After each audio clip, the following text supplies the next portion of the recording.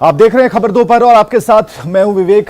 ठीक 11 बजे जब प्रधानमंत्री नरेंद्र मोदी मन की बात कहने के लिए सामने आए तो कई लोगों से उन्होंने बातचीत की, लेकिन जो सबसे अहम बात उन्होंने कही, खासकर वैक्सीन को लेकर कि इसके संदर्भ में एक अफवाह जो बाजारों में फैल रही है वो गलत है। इस पर बिल्कुल ध्यान मत दीजिए, क्योंकि वैक्सीन की ताकत को सबने देखा है कि अगर आपने वैक्सीन ली है तब आप बच सकते हैं। और इसके अलावा प्रधानमंत्री ने कहा कि कोरोना धैर्य और दुख सहने की क्षमता की परीक्षा ले रहा है। प्रधानमंत्री ने आगे कहा कि कोरोना के खिलाफ लड़ाई में सिर्फ विशेषज्ञों की बात ही माने और कोरोना से लड़ने के लिए पॉजिटिव सोच बेहद जरूरी है।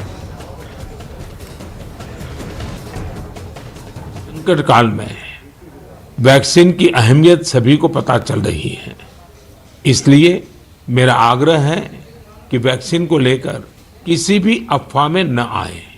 आप सभी को मालूम भी होगा कि भारत सरकार की तरफ से सभी राज्य सरकारों को फ्री वैक्सीन भेजी गई है, जिसका लाभ 45 साल की उम्र के ऊपर के लोग ले सकते हैं।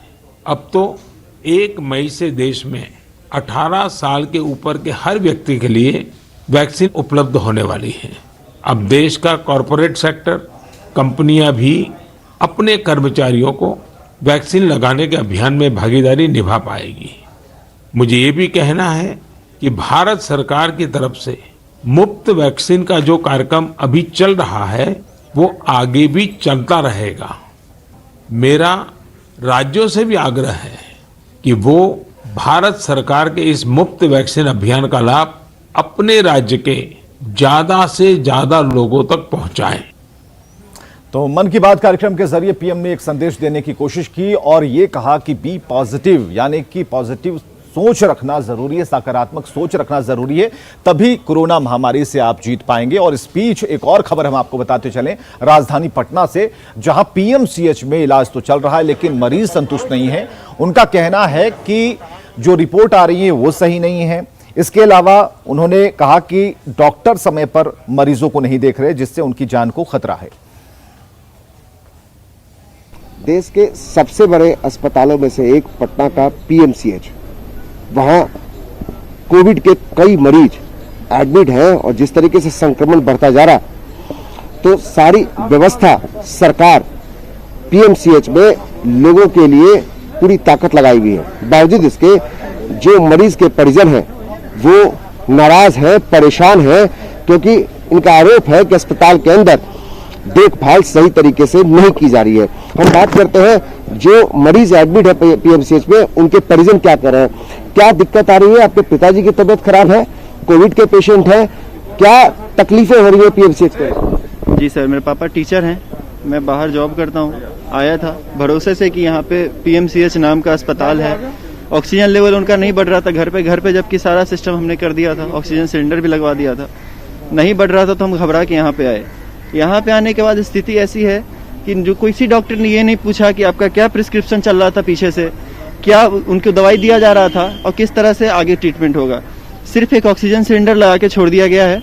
अभी तक कोई भी इलाज का कोई मुझे जानकारी नहीं दी गई है।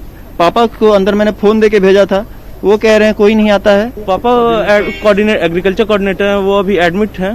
मतलब डॉक्टर कोई खास नहीं जा रहे हैं। वहाँ पता चला, पापा से बोले कि नहीं डॉक्टर कोई नहीं आ रहा है, हल्का कुछ उस तरह का नहीं, जो है वार्ड वहीं कभी कभी जा रहा है, लोग वही जा रहे हैं। की समस्या है कि डॉक्टर अंदर मरीज को देखने नहीं जा रहे हैं। आपके साथ क्या समस्या? सर मेरे समस्या है कि 5 बजे से ऑक्सीजन पाइप जाम हो गया था। ऑक्सीजन के लिए मैं कितने बार डॉक्टर के पास गया कि ऑक्सीजन को पाइप को बदल करके लगा दिया जाए, लेकिन 11 बजे तक लोग नहीं लगा। ऑक्सीजन कैसे ले रहे हैं फिर वो?